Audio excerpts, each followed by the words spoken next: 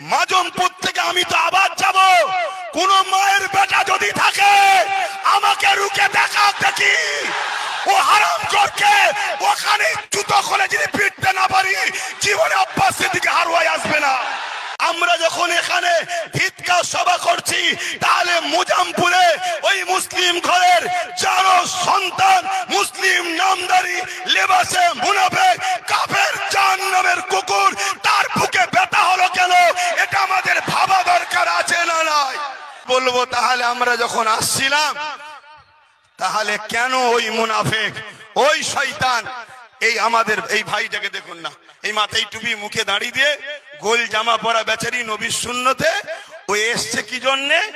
হুজুরের বিরুদ্ধে কথা হয়েছে তাই প্রতিবাদ জানাতে এসছে। শোনো, মুহাম্মদ সাল্লাল্লাহু আলাইহি ওয়াসাল্লামের বিরুদ্ধে কথা হবে, ইসলামের বিরুদ্ধে কথা হবে। কোন মুসলমানের বেটা যদি চুপ থাকে ওর মধ্যে ঈমান নেই, ওকে প্রতিবাদ করতেই হবে। বাংলায় হারুয়ার প্রোগ্রামে আসতে রাস্তায় যদি কোন মানবরূপী পশু মুসলিম ঘরে জন্ম লিয়া যারো সন্তান যদি আমাদের কোন ভাইকে রুখতে চায়, ওই অবৈধ যারো সন্তানকে জানিয়ে দিই ইসলামের উপরে যারা আঘাত দিয়েছে আল্লাহ তো তাদেরকে মিটিয়েছে। প্রশাসন যদি তোদের ব্যবস্থা না নেয় কেস করতে বলেছি, তার এখান থেকে ঘোষণা দিচ্ছি আগামী দিন নবীর মাহফিলে নবীর দিনের জন্য আসতে গিয়ে যারা বাধা দেবে তাদের প্রতিশোধ আমরা এবারে নিজে হাতে নেব। এতে প্রস্তুত করে হাত তুলে দেখান। আরে আইনকে শ্রদ্ধা করি, কিন্তু সংবিধান ইজাজত দিয়েছে তোমার জানকে বাঁচার জন্য তুমি ডিফেন্সে নামো। হে প্রশাসন ভাইরা, আইনের কিতাব যদি পড়া না থাকে পড়ে নাও। আব্বাস সিদ্দিকী এখান থেকে চ্যালেঞ্জ দিয়ে যাচ্ছে, যদি এই বিচার এই মামলা যদি আসামিকে তোমরা না ধরো তাহলে আমি ঘোষণা দিচ্ছি দেশের আইন আমাদেরকে রাইট দিয়েছে সংবিধান, ডিফেন্স করতে হবে। আমায় কেউ মারবে, এদেশে মার খেতে আমি জন্ম হইনি, এবারে আমরা দেবো তার পাল্টা, ঠিক না বেঠে? অনেক হয়েছে। এটা কোনো পার্টির মিটিং নয়, এটা কোনো জনসভা নয়, এটা কেন্দ্রের অপদার্থ বিজেপি সরকার আইলা মুহাম্মদ সাল্লাল্লাহু আলাইহি ওয়াসাল্লাম বলার লিখার দরুন বাধা দেওয়ার জন্য তার প্রতিবাদ। বিশেষ করে এই বাংলার ব্যারাকপুরের ভাটপাড়াতে অর্জুন সিং কিছুদিন আগে ছিল টিএমসির প্রোডাক্ট, এখন সে বিজেপির প্রোডাক্ট। বিজেপিতে গিয়ে রাজনীতি ভাবে কোনো কথা বলার বক্তব্য তো তাদের নাই, কারণ এই বাংলায় বিজেপি বলে কিছু নাই।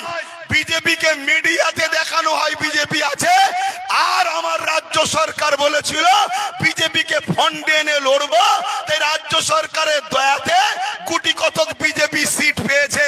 না, এই বাংলায় বিজেপি বলে কিছু নাই, কেন বাংলার হিন্দু, বাংলার দলিত, বাংলার আদিবাসী, বাংলার মতুয়া, বাংলার মায়েরা, বাংলার বাপেরা তারা সম্প্রীতিকে পছন্দ করে, তারা সম্প্রীতিকে ভালোবাসে। তাই বিজেপির মতো সাম্প্রদায়িক দলকে বাংলা কখনো অ্যাকসেপ্ট করেনি। স্বাধীনতার পর থেকে বিজেপি অনেকবার আসতে চেয়েছে, একবারও তারা চান্স পায়নি। কিন্তু আজকে সেই অর্জুন সিং, তার বিরুদ্ধে আজকে আমরা যখন এখানে ঈদগাহ সভা করছি তাহলে মুজামপুরে ওই মুসলিম ঘরের যারো সন্তান মুসলিম নামদারি লেবাসে মুনাফিক কাফের জাহান্নামের কুকুর তার বুকে ব্যথা হলো কেন, এটা আমাদের ভাবা দরকার আছে না নাই? এরা কারা? এরা কারা?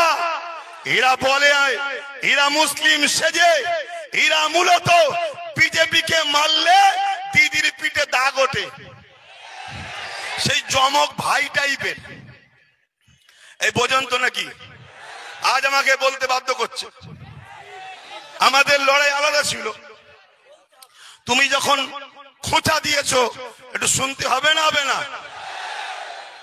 আমি মারছি বিজেপিকে আর দাগ উঠছে দিদির পিঠে। আজকে 23শে অক্টোবর 2025 আহলে সুন্নাতুল জামাতের হাড়োয়া ব্লক কমিটির পক্ষ হতে একটি প্রতিবাদ সভার আয়োজন করা হয়েছিল। উক্ত প্রতিবাদ সভা সম্পূর্ণ হওয়ার পরে আহলে সুন্নাতুল জামাতের যেসব সদস্য এবং কর্মীরা যারা এসেছিল মিটিং শুনতে, তারা মিটিং শুনে বাড়ি যাওয়ার পথে বিএনপির গুন্ডা বাহিনীরা আমাদের ছেলেদেরকে ধরে মারধর করেছে, বিভিন্ন জায়গায় ধরে মারধর করেছে এবং আমার এই ভাই আছে, ভাইকেও মেরেছে, মেরে জামা কাপড় ছিঁড়ে দিয়েছে এবং বুকে মেরেছে, তাকে বুকে লেগেছে এবং তাকে তার জন্য আমরা হাড়োয়া থানাতে এসেছি। হাড়োয়া থানায় এসে আহলে সুন্নাতুল জামাতের পক্ষ হইতে আহলে সুন্নাতুল জামাতের আপনার সভাপতি এবং সম্পাদকের এখানে তারা উপস্থিত আছে, তাদেরকে নিয়ে আমরা একটা ডেপুটেশন দিয়েছি হাড়োয়া থানাতে এবং এই শাহজাহান মোল্লা ভাইকে মারধর করার কারণে হাড়োয়া থানাতে আমরা একটা কমপ্লেন দিয়েছি। বড়বাবু আমাদেরকে আশ্বাস দিয়েছে যে কমপ্লেনটি তদন্ত করিয়া যারা যারা এই কাজগুলি করেছে তাদের বিরুদ্ধে যথাযথ আইনত ব্যবস্থা নেবে। সো বস, তো ভিডিওটা তো অবশ্যই আপনারা সবাই ফার্স্ট টু লাস্ট একদম শেষ পর্যন্ত আপনারা সবাই দেখলেন।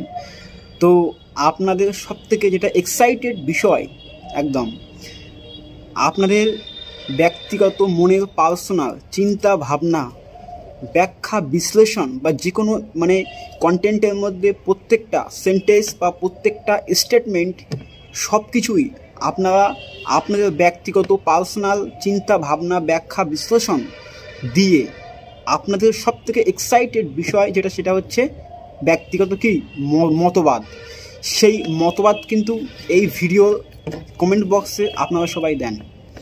আর আজকের জন্য টাটা।